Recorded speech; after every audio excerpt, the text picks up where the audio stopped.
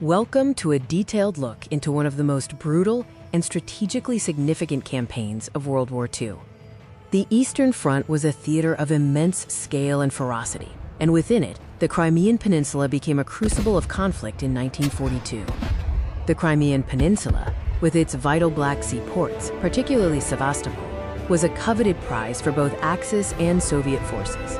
Its control was critical for naval dominance and land operations in the southern USSR. The German-Romanian offensive in 1942 aimed to seize this strategic region, spearheaded by General Erich von Manstein's 11th Army.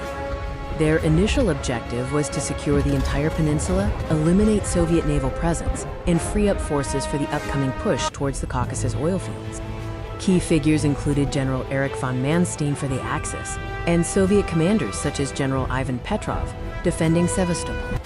The siege of Sevastopol, often called the Black Sea Fortress, became a focal point of the Crimean campaign. It was one of the longest and most brutal sieges of the war. For 250 days, the city's defenders, a mix of naval and ground forces, withstood relentless Axis assaults, demonstrating extraordinary resilience against overwhelming firepower. Soviet defense efforts were characterized by innovative underground facilities, extensive fortifications, and fierce counterattacks, turning the city into an impregnable stronghold for months. Concurrent with the siege, intense battles raged on the Kerch Peninsula, vital for controlling access to the Caucasus.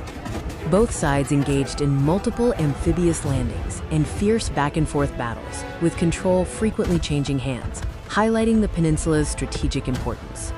The fighting on the Kerch Peninsula resulted in horrific casualties for both sides, with massive losses of men and equipment, particularly during the Soviets' Operation Hunting of the Bustard.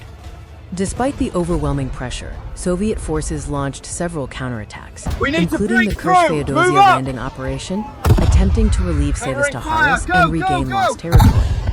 These efforts aimed to break the siege and disrupt Axis operations, often facing severe logistical and numerical disadvantages.